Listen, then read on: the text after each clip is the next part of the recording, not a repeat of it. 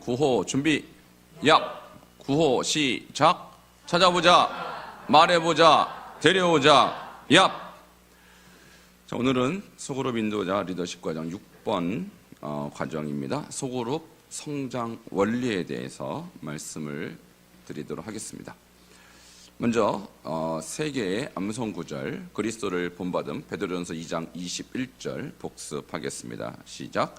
이를 위하여 너희가 부르심을 받았으니 그리스도도 너희를 위하여 고난을 받으사 너희에게 본을 끼쳐 그 자취를 따라오게 하려 하셨느니라. 베드로전서 2장 21절 말씀. 아멘. 자, 사도를 본받은 고린도전서 11장 1절 시작. 내가 그리스도를 보험받는 자가 된 것 같이 너희는 나를 보험받는 자가 되라. 고린도전서 11장 1절 말씀. 아멘. 자, 교회 지도자를 본받음 디모데전서 4장 12절의 후반절 시작. 오직 말과 행실과 사랑과 믿음과 정절에 대하여 믿는 자에게 본이 되어. 아멘. 이번 6기의 키워드는 본입니다. 본. 먼저 지난주에 공부했던 감사일기에 대해서 잠깐 복습하겠습니다. 자, 감사일기 어떻게 쓰라 그랬어요? 첫 번째, 오늘 당장 시작하라. 자, 당장 시작하셨습니까? 자, 두 번째, 오늘 하루 중 감사했던 사건을 기록하고 감사 사람을 기록하고 내가 누리고 있는 것을 감사하고 설교 전 깨달은 은혜를 감사하고 실수나 죄에 대한 각성한 것 감사합니다. 이렇게 마무리하면 되겠습니다. 그리고 카톡방에 올리는 것이죠. 자, 그래서 저희는 지금 조금 더 풍성한 감사를 위해서 카드, 이게 감사 스티커거든요. 자, 요거 3일 됐어요. 오늘 3일. 자, 검사. 저는 그냥 안 넘어갑니다. 여기에 스티커를 붙였든 도장 찍든 긋든 하신 분, 이 카드, 이거 여기에 좌우가 뭔가 표시를 하신 분 한번 손들어 보세요. 3일 동안. 자, 두 분 손 든 거예요? 아, 머리를 만진 거구나. 두 분. 예. 한 20분 중에 두 분, 10분의 1이죠. 예. 이렇게 불순종합니다, 여러분. 그러니까 물론 여러분이 순종하는 부분도 있어요. 그런데 저는 참 여러분에게 이런 걸 가르칠 때는 저는 형식주의자 아닙니다. 저는 제가 설교를 위할 설교를 하지 않습니다. 저는 제가 어떤 설교를 하든 그 설교에는 목적이 있어요. 그 설교의 내용대로 순종하라는 거예요. 자, 그렇게 하면 복이 됩니다. 그러니까 여러분이 예수를 믿은 지 지금 몇 년이 됐는지는 다 각자 다르지만은 배운 연도에 비해서 여러분이 영적으로 성장이 어떤 사람은 짧게 믿어도 팍 뛰는 사람이 있어요. 왜 그럴까요? 순종해서 그래요. 믿습니까? 여러분 믿은 연주에 비해서 내가 별로 순종을 안 했다. 그러면 성장이 안 돼요. 그러니까 저는 제가 모태신앙으로서 제 자신이 참 교회 생활 헛했다. 이걸 뼈저리게 느끼는 사람이에요. 제가 대학을 갔더니 선교단체에 예수 믿은 지 1년, 2년밖에 안 되는데 20년 믿은 사람보다 더 성장해 있어요. 이건 뭐지? 제가 충격을 받았어요. 자, 왜 그럴까요? 그런 사람은? 예수 믿자마자 시키는 대로 다 한 거예요. 시키는 대로 다 했어요. 큐티하라 그러면 하고, 뭐 적으라 그러면 적고, 외우라 그러면 외우고, 오라 그러면 오고. 이 사람 1년의 신앙생활이 다른 사람 10년을 압도해요. 그러니까 영적 성장은 말로 되는 게 아닙니다. 순종해야 하는 것입니다. 그러니까 제가 우리 교회 성도님들도 보면요, 저한테 막 자랑해요. 몇 년 믿었다.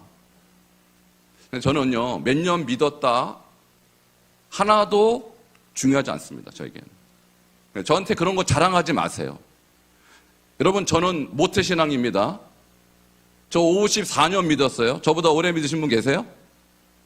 아, 계시는군요. 이영훈 권사님. 54년 되셨죠? 이영훈 권사님 밑에서는 제가 조금 조심하겠습니다만, 저보다 오래 믿은 분 거의 없어요, 이 교회도. 그죠? 그러면 제 앞에서 잘난 체 하시면 안 되죠. 오래 믿었다고. 그죠? 그래서 제가 여러분께 드리고 싶은 말씀은 뭐냐면, 저도 오래 믿었지만, 오래 믿은 것 중에서 제대로 믿은 것은 22살 때부터예요. 그전에는 헛믿었어요. 헛믿었어요. 그러니까 연조 자랑하는 신앙인들 보면요, 껍데기뿐이에요, 대부분. 예, 알맹이가 없어서 연조 자랑하는 거예요. 알맹이가 없어서. 그래서 제가 여러분에게 세게 말하는 것은, 여러분은 받으실 만한 믿음이 있어서 제가 세게 말하는 거예요. 자, 순종하시기를 축원합니다. 순종 없는 성장은 없어요. 예, 순종 없는 성장은 없어요. 그러니까 제가 이거 하랄 때 하셔야 돼요. 다음 주에 한번 또 묻겠습니다. 그러니까 저도 이걸 하는데 하루에 3개씩 붙여야 되죠? 저 뭐뭐뭐 붙여야 됩니까? 감사의 말하기, 감사의 글쓰기, 감사의 행동하기. 근데 하루 3개를 첫날은 붙였어요. 첫날은 했어요. 아, 되더라고요. 정신 차리니까. 둘째 날부터는 서서히 흐려져요. 의식이 흐려져. 진짜예요, 여러분. 아니, 이거 설교한 사람도 그런데 여러분 오죽하겠어요. 그래서 첫날은 3개 했고, 둘째 날은 2개 했고, 오늘은 1개 했고, 아직 감사일기 안 썼으니까. 그러니까 여러분, 우리가요, 신앙생활을 말로 하는 게 아닙니다. 생각으로 하는 게 아니에요. 제가 그랬죠. 감사가 되려면, 믿음이 성장하려면, 자, 믿음은 들음에서 나죠. 들으면 그리스도의 말씀으로 말미암아서. 그럼 듣고 많이 접해야 돼요. 그런데 그것을 행함이 없는 믿음은 죽었다고 그랬잖아요. 행하지 않으면 성장이 안 돼요. 성장이 안 돼요. 제가 이 부분을 강조하고 싶은 거예요, 지금. 우리 교회뿐이겠습니까? 한국 교회 전반적으로 많이 듣죠. 많이 듣는데 왜 사람들이 변하지 않을까? 내가 행하겠다는 의지가 없어요. 들은 대로 헌신 안 하려고 그래요. 그러면 성장이 안 돼요. 그러니까 여러분, 오늘 제 말씀을 듣고 딱 걸렸어요, 여러분. 벌써 딱 걸렸어요. 자, 설교자가 이거 하면요, 아, 설교 들을 때는 뭐 은혜가 되고 참 좋다. 자, 좋으면 뭐 합니까? 순종 안 하는데. 그렇지 않아요? 그러니까 저는 우리 교회의 목회의 방침이 저는 분명합니다. 저는 개인적으로 이론가가 아니라 행동가예요. 여러분, 담임 목사의 성향을 아셔야 돼요. 그리고 우리 감육의 창시자인 웨슬리 목사님도 이론가나 신학자가 아니라 행동가예요. 실천가예요. 그분이 하는 모든 말은 자기가 행했던 거예요. 그분이 강조한 모든 것은 자기의 삶이었어요. 저도 여러분에게 저희 삶을 얘기합니다. 제가 살지 않고도 여러분에게 말한 건 위선이죠. 위선이에요. 저는 그것을 말할 수 없어요. 제가 개인적으로. 어쨌든 제가 하고 있고 중요하게 하는 것을 여러분에게 소개하고 그대로 행하기를 저는 여러분에게 요청하고 있는 거예요. 그대로 행하시면 성장할 것입니다. 자, 그것이 오늘 제가 말씀드리는 부분이고요. 초대교회도 그렇게 성장한 교회예요. 초대교회.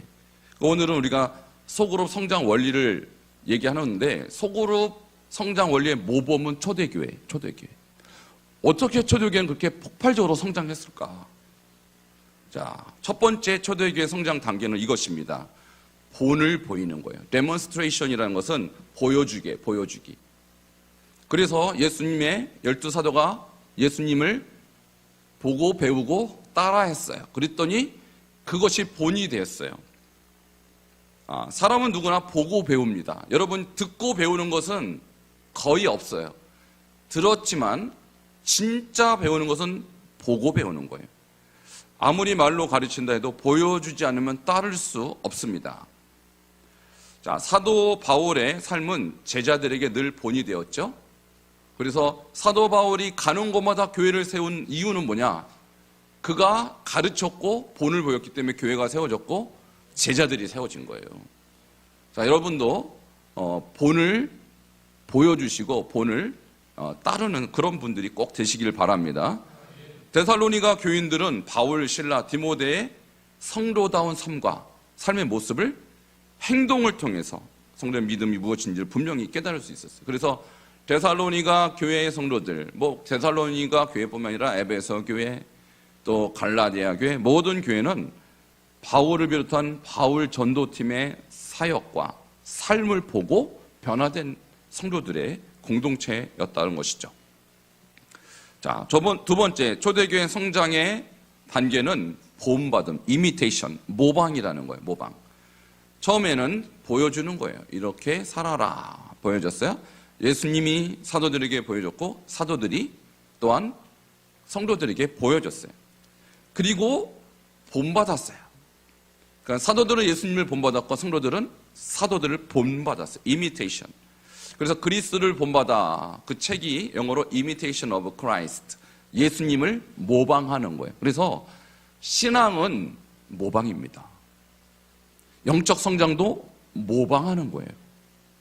근데 여러분들이 좋은 모델이 있고 중간 모델이 있고 안 좋은 모델이 있는데 좋은 모델을 잘 따라가질 않아요. 제가 볼 때 일반적으로 그렇습니다. 좋은 모델보다는 내가 감당할 만한 모델을 주로 따라가요.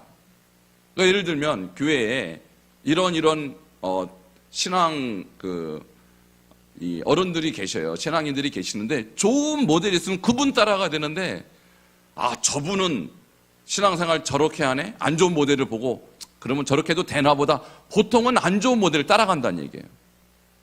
이게 문제입니다. 그래서 저는 올해까지는 어떤 면에서 보면은 코로나가 한 4월, 5월쯤 종식이 이제 국가적으로 이렇게 종식했기 때문에 지금도 코로나 여파가 엄청 커요. 여러분, 한국교회 20-30%가 여전히 회복이 안 된 이유가 뭐냐면 코로나 때 너무 주저앉아 버린 거예요.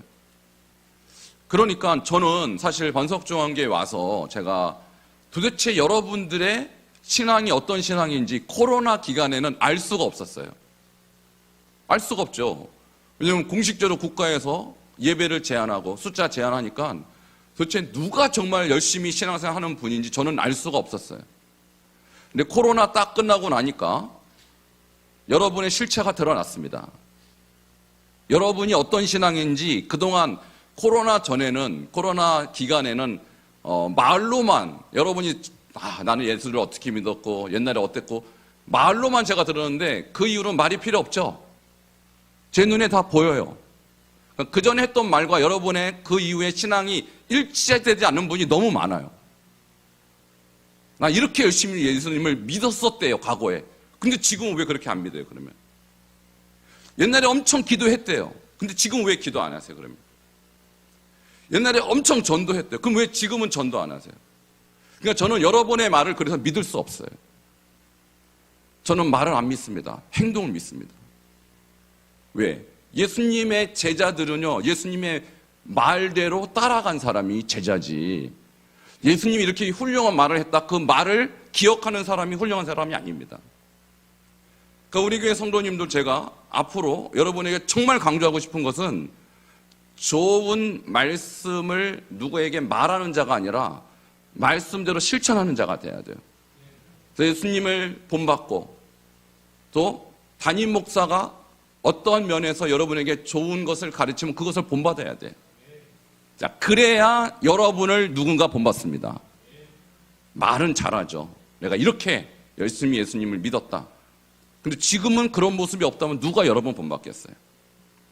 그러니까 지금 교회의 문제는 본받을 사람이 없어요. 아니, 본받을 사람이 없지는 않지만 그 본을 안 받으려고 그래요. 왜? 그렇게 본받으면 내 희생해야 되니까. 담임 목사님이 훌륭한 건 압니다. 근데 그 훌륭함을 본받지 않아요, 성도들이 잘. 좋은 장로님, 좋은 권사님이 계셔요. 근데 그 좋은 장로님, 좋은 권사님을 본받지 않으려고 그래요. 좋다고 말만 하지. 왜? 힘드니까, 그렇게 살려면. 이게 교회의 문제예요, 지금. 우리 교회만의 문제가 아닙니다. 한국 교회가 전반적으로 왜 세상에 비판을 받느냐? 좋은 모델을 따라가지 않아요. 왜? 내가 희생하기 싫으니까. 초대교회는 왜 성장했습니까? 왜 부흥했습니까? 예수님을 본받고 사도들이 가르침을 그들이 그대로 본받아서 가는 사람마다 어디를 가든지 예수님의 모습이 드러난 것이죠. 그러니까 고난받아도 그 길을 가겠다는 사람이 폭발적으로 늘어나는 거예요. 자, 우리 교회가 그런 교회 되시기를 바랍니다. 그래서 제자는 본받는 사람이지 배우는 데서 끝나는 사람이 아니라는 거예요. 그리고 사도 바울은 스스로 예수 그리스도를 본받는 자로 살아가면서 동시에 자신을 보고 본받는 자가 되라고 강조했죠. 우리가 암송한 그 구절이죠. 내가 그리스도를 본받는 자가 된 것 같이 너희는 나를 본받는 자가 되라. 자, 여러분도 이제는 여러분 목장 안에서 내가 이렇게 예수님을 따라가고 있으니 여러분도 저를 좀 본받으세요라고 말할 수 있어야 돼요. 할렐루야. 그렇지 않으면 아무도 예수님을 따라가지 않는 것입니다.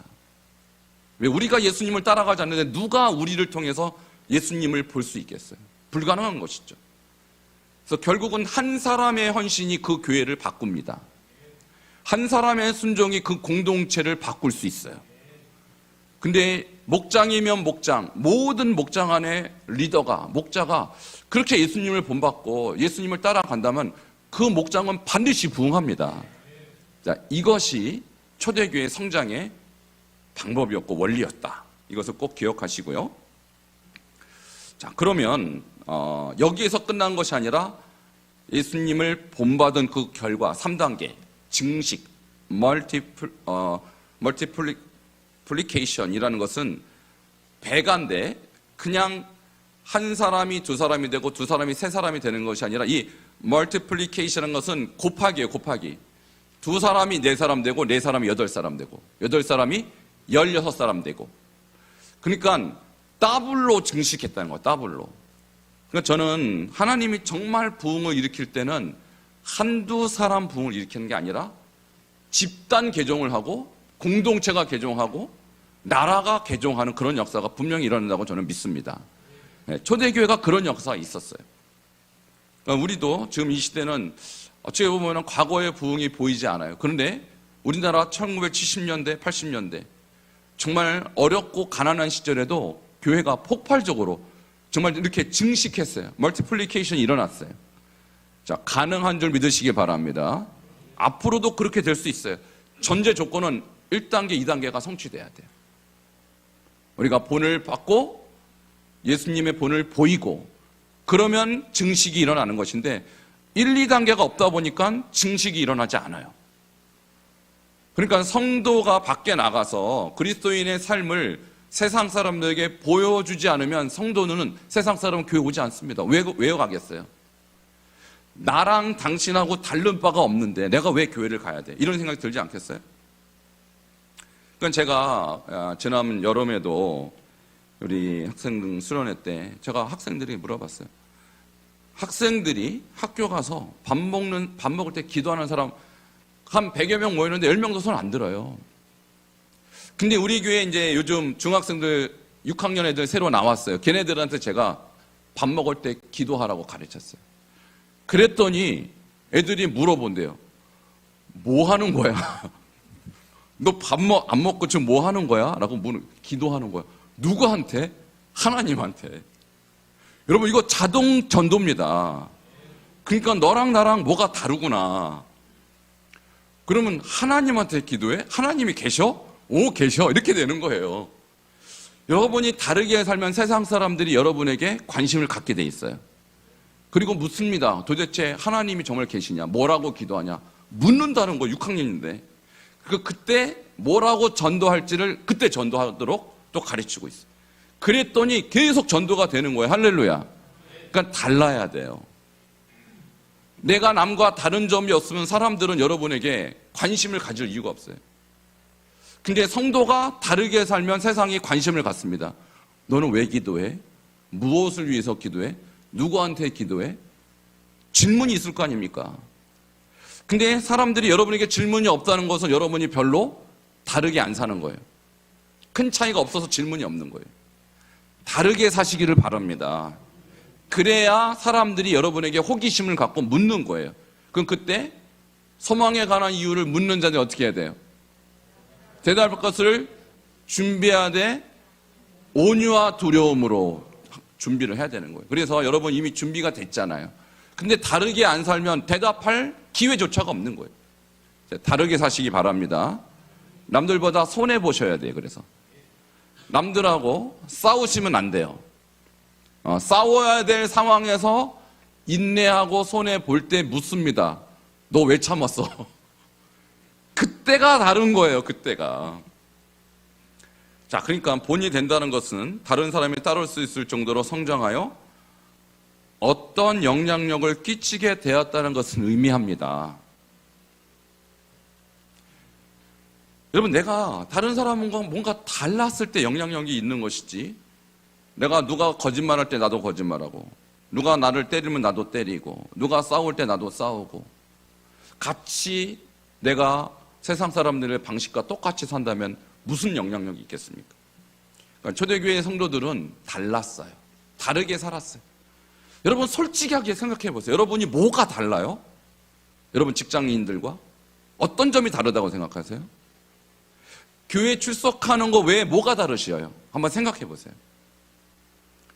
이거 굉장히 중요한 질문입니다. 근데 다를 바가 없다. 그러면 전도는 끝입니다. 전도할 이유가 없어요. 전도될 리가 없어요, 그것은. 그러니까 초대교회가 이와 같이 다르게 살았기 때문에 증식, 이 더블로 완전히 배가의 성장이 일어나는 비결이 거기 있다는 거예요.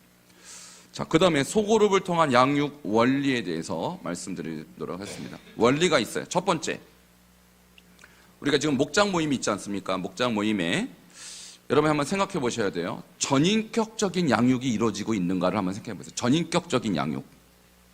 뭐가 전인격적인 것이냐? 여러분, 인간에겐 지정의가 있습니다. 지정의. 지는 지식적인 것이고 정은 정서적인 거예요. 그리고 의는 의지적인 요소예요. 그러면 소그룹, 초대교회가 소그룹을 모였을 때 이 사람들에게는 지정의를 만족시켜줬어요. 그러면 지적인 요소가 뭐냐? 소그룹에 복음과 영적 성장에 대한 지적인 정보를 제공하는 성경 공부가 이루어지는 거예요. 그러니까 우리가 소그룹 딱 모였는데 그저 자식 얘기하고 무슨 부모 얘기하고 집안 얘기하고 흩어졌다. 그러니까 거기에는 지적인 요소가 아무것도 없는 거예요. 그래서 우리가 소그룹 모였을 때는 반드시 하나님 말씀을 서로 나누고 거기에서 교훈을 깨달아야 합니다. 그래서 우리 교회 이 소그룹은 제가 주일 설교 공과를 여러분 교재로 사용하도록 그렇게 하는 이유는 말씀에 대한 분명한 지적인 요소가 제공돼야 돼요, 소그룹에. 두 번째, 정서적 요소입니다. 이것은 뭐냐면 마음을 공감해주고 터치해주는 양육이 필요해요. 자, 말씀을 통해서 깨달은 바가 있다면 그 한 개인의 삶 속에서 이루어지고 있는 어려움, 아픔들 이런 것들이 서로 공유가 돼야 돼요. 그래서 감사를 나누고 맨 마지막에 이제 의적 요소가 나옵니다. 의적인 결단과 헌신을 이끌어오는 예배. 자, 5가지 질문 중에서 맨 마지막 질문은 항상 적용 질문. 그래서 나는 무엇을 적용하겠는가? 나는 이 공간을 통해서 무엇을 깨달았는가? 어떻게 살겠는가? 꼭 그런 질문이 있어요. 근데 그 질문을 제대로 하는 목장을 제가 16개를 돌아다녔으면 별로 없었어요. 제가 그걸 보고 싶었어요. 그러니까 전인격적인 양육이 되려면 말씀에 대한 깊이가 있어야 돼요. 깊이가. 근데 목사님들이 말씀 요약하라는 거, 그것은 그 깊이, 말씀을 꿰뚫어야 되는데 그 요약을 안 하면 꿰뚫을 수가 없어요. 그냥 그 자리에서 같이 읽는다면 못하러 목자가 필요합니까? 그러니까 목자님들은 반드시 공과에 밑줄 지은 그 분을 중심으로 해서 자기만의 노트가 있어야 돼요. 자, 오늘부터 제가 확인하겠습니다. 16개 목자니까 16개가 올라오기를 축원합니다. 지금 한 5-6개가 올라오는데 나머지 목장은 이 지적 요소가 없는 거예요. 그렇게 되면 별로 지적인 요소가 공급되지 않는 목장이에요. 그러니까 별로 영양가 없는 모임이 될 수밖에 없다는 거예요. 두 번째, 정서적 요소는 뭐냐? 우리가 왜 감사 나눔을 왜 하냐면 그분의 감사 내용을 들으면 이분이 어떤 상태인지 알아요. 어떤 분은 감사를 하라도 안 해요. 자, 이 사람은 메말라 있는 거예요. 근데 감사가 넘치는 사람이 있어요. 아, 이분이 지금 상당히 충만하구나. 그러면 더 안 되는 사람은 할 수 있도록 이렇게 이끌어 주셔야 돼요. 격려해 주시고, 잘 되는 분은 더 축복해 주시고. 그래서 감사 나눔이 굉장히 중요해서 저는 감사를 먼저 하라는 겁니다. 근데 감사가 없이 바로 지적인 요소 이제 공가로 이렇게 들어가는 목장이 많았어요. 네, 감사가 없으면 안 됩니다. 감사가 먼저 흘러 넘쳐야 말씀도 이해가 잘 되고 스며드는 거예요. 그 다음에 의지적 요소는 마지막에 결단과 헌신이 필요한데, 자, 목자님들은 앞으로 결단과 헌신, 이 마지막 질문에 초점을 맞추셔야 돼요. 앞에 쭉 읽고 주기문으로 마치는 분들이 많으셔요. 그것은 목장 모임의 의미가 거의 없는 것입니다. 우리가 왜 목장을 모냐면 양육하기 위해서 하는 거예요. 양육. 근데 목자님 혼자서 따다다다다 하고 주기도문으로 끝났어요. 왜 모인 거예요? 그럼 그 목장은 목적이 뭐예요 도대체? 아무 의미가 없는 거예요. 그것은 세 가지 요소가 다 충만해야 돼요. 자, 이해되셨죠? 자, 이 부분을 여러분이 지금까지 못 배워서 그렇다고 생각해요. 못 배워서.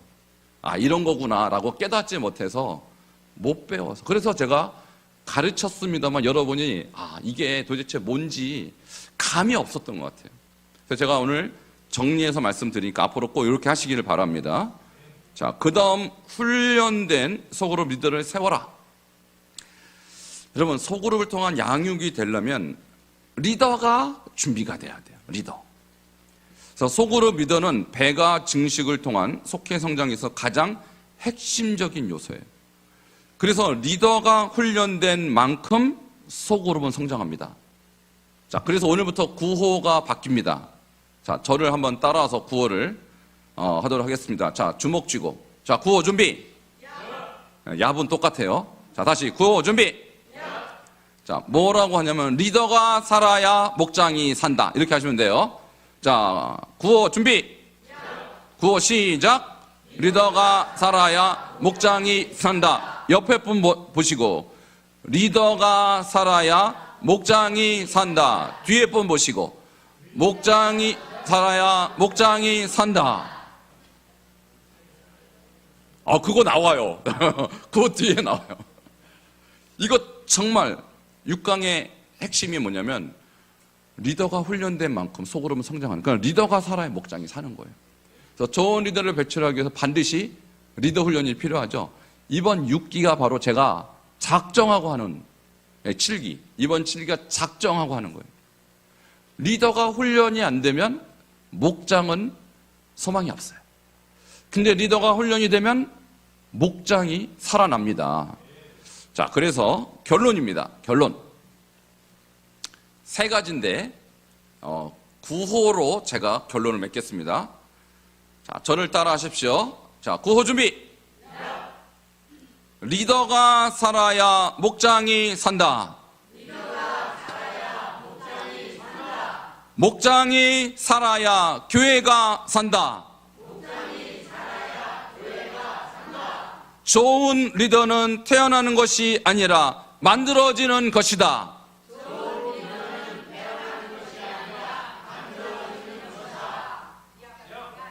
예, 이것도 야. 자, 조금 길지만, 자, 처음부터 끝까지 보고 같이 구호 준비, 구호 시작, 얍 이렇게 하겠습니다. 구호 준비. 구호 시작. 리더가 살아야 목장이 산다. 목장이 살아야 교회가 산다. 좋은 리더는 태어나는 것이 아니라 만들어지는 것이다. 얍. 좋습니다. 지금 훈련이 그래도 잘 돼갖고 이렇게 지금 여기까지 오셨는데 구호하는 거 보니까 소망이 있습니다. 잘 될 것 같아요, 앞으로. 예, 그래서 이게 결론이고, 7기가 제가 생각하는 우리 교회의 저는 축복이라고 생각해요. 1기부터 6기까지도 하나님께서 축복해 주셨지만 이번 기수에 참여하신 분은 정말 복받은 분들이세요. 우리 교회의 부흥과 우리 교회의 미래를 책임질 핵심 인물만 주님께서 뽑으셨다고 믿습니다. 왜 아멘이 약하세요? 자, 믿습니까? 많잖아요. 우리 성도님들 중에서 여러분 뽑힌 거라고요. 그죠? 자, 이 자리에 계신 분은 복됩니다. 정말 복된 분들이에요. 자, 그래서 오늘 함께 토론을 위한 질문 3가지인데요. 이건 뼈아픈 자기 반성이 필요한 질문이에요. 현재 우리에게 목장 모임은 전인격적으로 양육이 이루어지고 있는가? 예, 대답은 아닙니다. 이거는 여러분이 별로 고민 안 하셔도 제가 미리 대답하겠습니다. 아직은 아닙니다. 여러분, 저는 처음부터 우리 목장 이렇게 하는 거 볼 때 이 목적으로 제가 이렇게 말씀을 가르치고 했지만 이렇게 안 돼서 제 속이 타 들어가요. 지금도 타 들어가요. 그렇지만 저는 여러분이 깨닫고 잘 될 때까지 잘 가르쳐야 이거 되는 것이지 어떻게 하루아침에 되겠어요. 제가 인내하고 있어요. 자, 두 번째 질문. 우리 교회 목자들은 전인격적인 양육을 할 만큼 충분히 훈련된 목자인가? 이것도 대답은 아니요예요. 여러분 고민할까 봐 제가 답을 바로 해버렸습니다. 아닙니다. 예, 이거 왜 여러분이 갸우뚱하실 필요 없어요. 아니에요. 1번, 2번 둘 다 아니에요. 자, 그러면 오늘 토론의 주제는 3번. 내가 전인격적인 양육할 수 있는 목자가 되는 어떠한 훈련이 필요하다고 생각하는가? 어떤 훈련이 필요하다고 생각하는가? 자, 이 부분은 앞에 제가 좀 강의를 통해서 여러분에게 말씀드린 부분들을 이렇게 서로 나누면 되겠고요. 제가 오늘 좀 작정하고 여러분에게 세게 말씀드렸어요. 네, 느끼시죠? 네, 작정하고. 왜냐하면 이게요, 목자님들, 속으로 리더가 여기에 각성이 안 돼 있으면 교회는 소망이 없어요. 그래서 저는 리더 한 사람이 결국 교회를 무너뜨리기도 하고 세우기도 하는 중요한 사람입니다. 담임 목사 이상으로 중요하다고 저는 생각해요. 그래서 저는 여기 계신 우리 목자님들, 부목자님들 정말로 여러분을 정말 저는 중요하게 여기고, 여러분 한 사람이 우리 교회의 미래고 우리 교회의 성장과 부흥에 여러분의 노력과 헌신이 달려있다고 저는 확신합니다. 자, 그래서 지금부터 소그룹 나눔을 하는데 1번, 2번은 뼈아픈 질문이기는 합니다만 자기에 대한 어떤 자성의 질문이기도 하고, 세 번째 질문에 여러분이 서로 토론했으면 좋겠습니다. 지금부터 시작하겠습니다. 충분히 대화를 좀 나누셨습니까? 우리 여자 소그룹은 좀 부족하죠, 오늘 시간이. 오늘은 충분했습니까? 우리 남자 소목장은 소그룹은 오늘 시간이 딱 맞았어요. 우리 남자들이 말씀들이 보통 짧으시거든요. 간단하신데 오늘은 아주 열띤 토론을 나눴습니다. 주로 자아 비판이죠. 네, 주로 자아 비판인데 생산적인 자아 비판이었어요. 그러니까 우리가 그동안 잘한 것도 있지만 잘못한 것들 냉철하게 우리가 분석해서 앞으로 어떻게 하자, 이런 굉장히 생산적인 얘기를 많이 나눴고요. 또 오늘 또 회자된 한 분의 인물은 이미 이 땅을 떠나신 우리 윤면영 권사님. 그분이 정말 모던적인 그런 목자였다라는 거예요. 그래서 우리 김병호 장로님의 간증이신데, 본인이 교회 안 나오고 막 요리조리 피해 다닐 때 뭐 먹을 거 있으면 가져와서 한번 먹어보라고 그러고, 그러면서 서서히 물귀신 작전으로 이렇게 끌어들여갖고 여기 장로까지 되셨다라는 거예요. 그러니까 우리가 이런 어떤 작은 나눔, 헌신, 이런 것들이 한 사람을 이렇게 위대한 하나님의 종으로 이끌어낼 수 있다라는 좋은 어떤 말씀을 또 듣고, 그렇구나, 우리가 지식적으로 탁월해서가 아니라 정말 한 영혼에 대한 사랑, 그 애정, 그리고 그 작은 나눔과 헌신, 이것이 한 영혼을 정말 어떻게 바꿀 수 있을지 우리가 알 수 없거든요. 또 우리 김병호 장로님이라는 아주 이런 훌륭한 장로님을 탄생시킨 배경에는 우리 윤면영 권사님 뭘 압니까? 솔직히 글자도 모르시는 분이셨더라고요. 제가 이렇게 보니까. 그렇지만은 하나님께서 그런 약하고 또 세상적으로는 별로 영향력 없는 분을 통해서 이렇게 훌륭한 하나님의 종들을 이렇게 이끌어낸 걸 보면 우리도 할 수 있습니다. 자, 그런 의미에서 우리가 구호 준비! 자, 구호 다 외우셨어요? 자, 외우셔야 됩니다. 다음 주부터 구호 바꿉니다. 이걸로 꼭 기억하셔야 돼요. 자, 구호 띄워주세요. 그렇죠. 결론에. 자, 구호 시작. 리더가 살아야 목장이 산다. 목장이 살아야 교회가 산다. 좋은 리더는 태어나는 것이 아니라 만들어지는 것이다. 얍! 네. 이거 연습해 오셔요. 다음 주부터 이걸로 하겠습니다.